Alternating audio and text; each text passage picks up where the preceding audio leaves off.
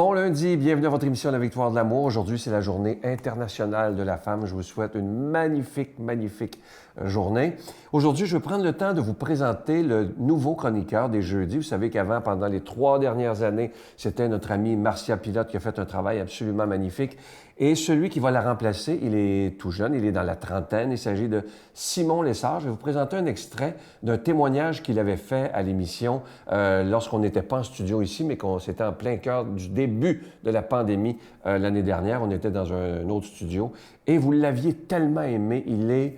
Il communique bien, il s'exprime bien et il a une belle vision de la foi. Et le thème qu'il a choisi, parce que vous voyez toujours un panneau avant qu'on vous présente la personne, et lui, il a choisi quelque chose que j'aime beaucoup, comprendre pour croire. C'est-tu assez beau, ça? Comprendre pour croire. Alors, on écoute un extrait de son témoignage qui est passé l'année dernière et dès jeudi prochain, on va pouvoir commencer les chroniques avec Simon Lessard. À un moment donné, plus tard, tu as décidé de comparer la pensée de l'athéisme avec la pensée de Dieu.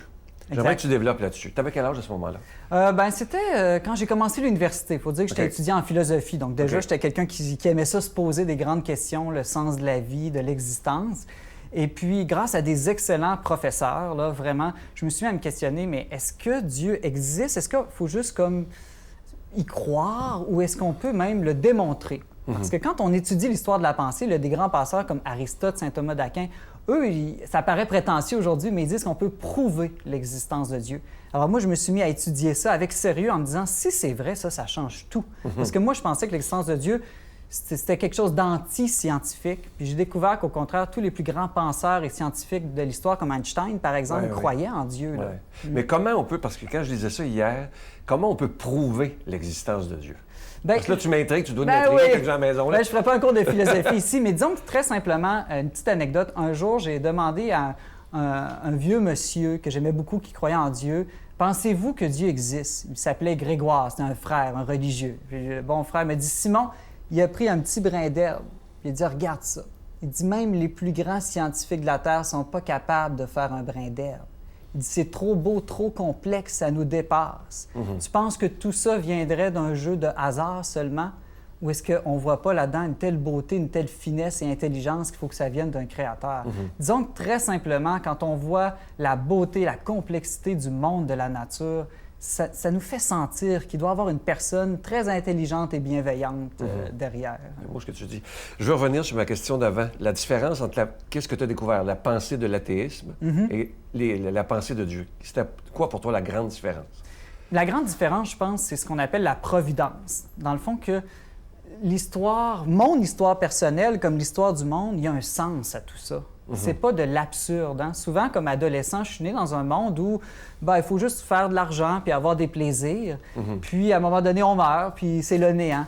Mais ça, je trouve que ça donne pas une raison de vivre. La vie n'est pas vue comme une aventure, comme quelque chose de beau et de grand. Puis moi, je voyais les films comme Le Seigneur des Anneaux ou Star Wars. Je me disais, moi, c'est ça le genre de vie que je veux. Puis quand j'ai découvert la foi, j'ai découvert que non, la vie, elle est guidée. Elle est guidée par Dieu, elle a un sens, et puis ce sens-là, il est beau, il est positif. Puis oui, il y a des croix, il y a des souffrances, il y a des difficultés, mais c'est jamais ça qui est le dernier mot. Donc je pense que c'est ça que ça change, c'est ça qui a le plus changé dans ma vie quand j'ai découvert Dieu, de vivre dans un univers plein de sens, puis surtout de découvrir que ce sens-là, c'est l'amour, surtout. Notre Père qui es aux cieux, que ton nom soit sanctifié, que ton règne vienne, que ta volonté soit faite sur la terre comme au ciel. Donne-nous aujourd'hui notre pain de ce jour. Pardonne-nous nos offenses comme nous pardonnons à ceux qui nous ont offensés. Ne nous laisse pas entrer en tentation, mais délivre-nous du mal, car c'est à toi qu'appartient le règne, la puissance et la gloire pour les siècles des siècles. Amen. Mon Père, je m'abandonne à toi. Fais de moi ce qu'il te plaira. Quoi que tu fasses de moi, je te remercie. Je suis prête à tout, j'accepte tout, pourvu que ta volonté se fasse en moi, en toutes les créatures. Je ne désire rien d'autre, mon Dieu. Je remets mon âme entre tes mains. Je te la donne, mon Dieu, avec tout l'amour de mon cœur, parce que je t'aime, et que ce m'est un besoin d'amour de me donner, de me remettre entre tes mains, sans mesure, avec une infinie confiance, car tu es mon Père. Nous sommes en plein mois de mars, plein mois du Carême 2021. Comme vous le savez, comme on fait à chaque année, pendant le Carême, c'est exceptionnel, il n'y a pas de cadeau du mois. Ce qu'on vous suggère, ce qu'on vous demande, c'est de faire un don, mais sans attendre rien en retour, simplement pour que la parole de Dieu soit annoncée. Et dans les moments qu'on vit depuis longtemps déjà, on a vraiment besoin de cette parole de Dieu, de cette espérance, de cette lumière au bout du tunnel. Et moi, ce que je trouve magnifique, c'est depuis maintenant plus de 26 ans, cette œuvre, elle existe pour donner justement de l'espérance, parce qu'on en a vraiment, vraiment besoin. Alors, je vous remercie de tout cœur de ce que vous ferez, tout à fait gratuitement. Vous savez que Saint Paul dit dans une de ses lettres, Dieu bénit celui qui donne avec joie. C'est très important de donner si ça nous fait plaisir. Il ne faut jamais se sentir obligé. Alors, je vous dis merci de tout cœur de votre don spécial du Carême. Je vous donne l'adresse. La Victoire de l'Amour, case postale 120, succursale Boucherville à Boucherville.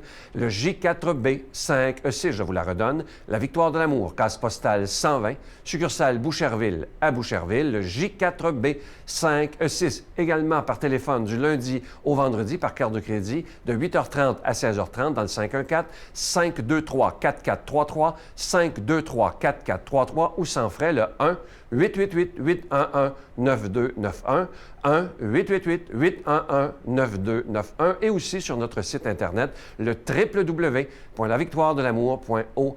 Alors, merci de tout cœur, comme je vous disais tantôt, de ce que vous ferez pour la Victoire de l'amour. Merci de donner des mains à la Providence et merci de votre don tout à fait spécial du Carême 2021.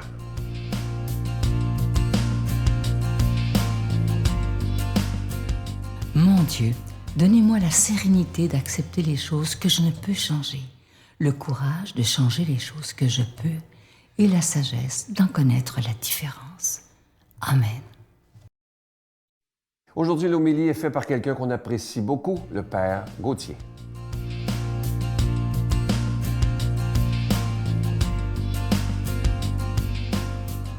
Bonjour chers frères et sœurs, l'évangile qui nous est donné de méditer ce matin, c'est l'évangile selon saint Luc au chapitre 4, versets 24 à 30.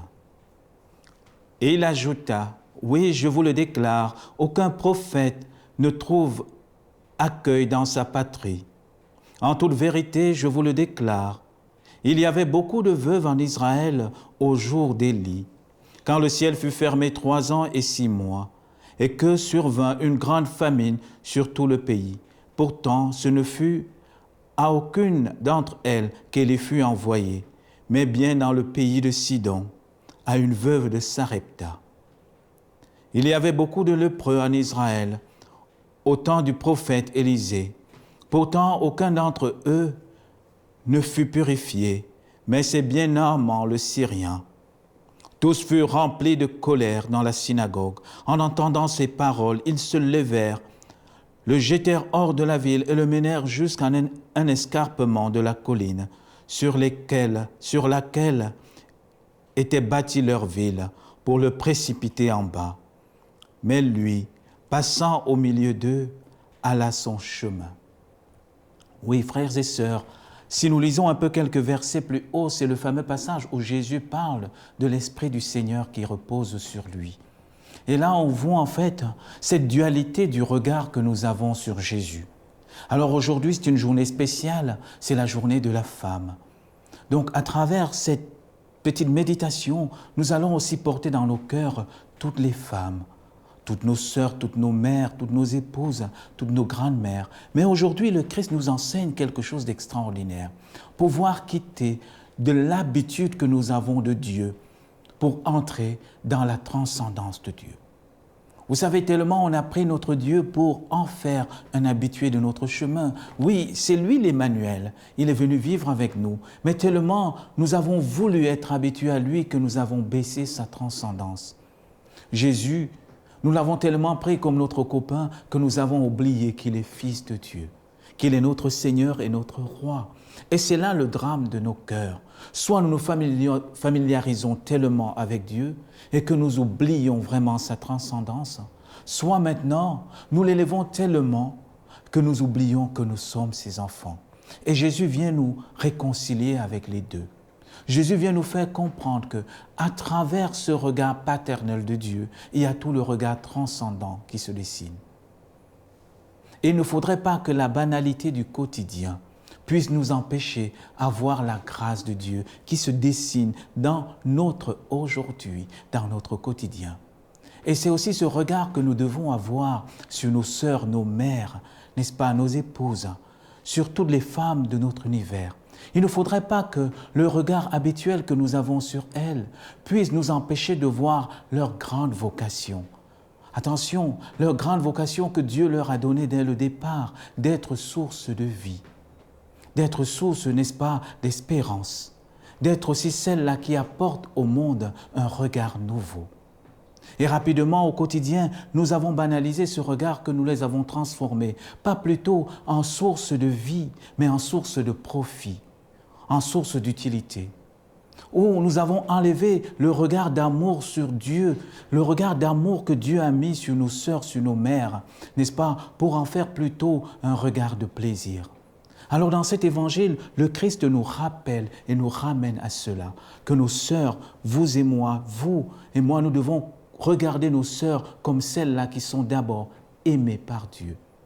Mais avant d'avoir ce regard sur nos sœurs, nous devons apprendre nous-mêmes à nous regarder ainsi, à voir dans notre aujourd'hui le doigt de Dieu qui passe.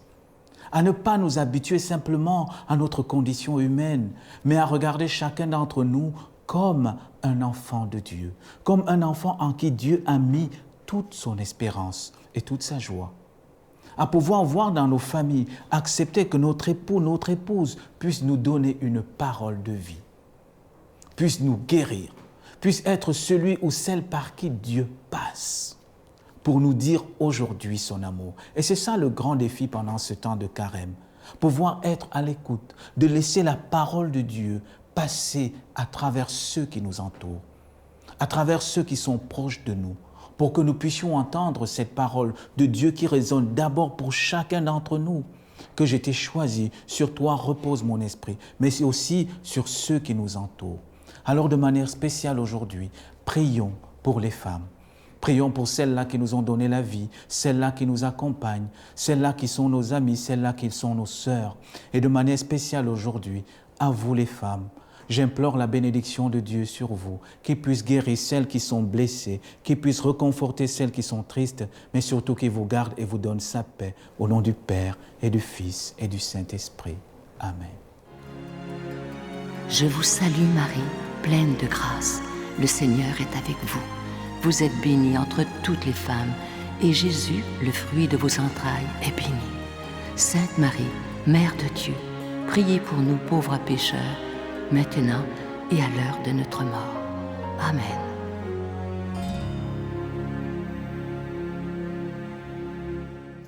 Je vous rappelle qu'en ce mois de mars, il n'y a pas de cadeau du mois. Ceux qui nous suivent depuis longtemps, vous le savez.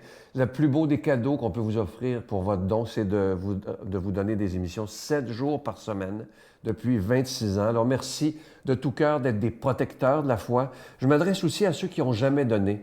Merci de ne pas être seulement des spectateurs, mais devenez des collaborateurs de la Victoire de l'amour. Et comme je le dis depuis 26 ans, l'important, ce n'est pas de se vider les poches. C'est de dire, Seigneur, moi, je veux donner selon mes moyens et je veux aider à ce que la parole de Dieu soit annoncée. Alors, merci de tout cœur de donner des mains à la Providence. Je vous souhaite une magnifique journée et je vous retrouve demain matin. Bye.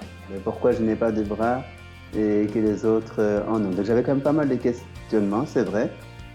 De révolte profonde, peut-être pas, mais c'est vrai que de temps en temps, j'aspirais à pouvoir être comme les autres.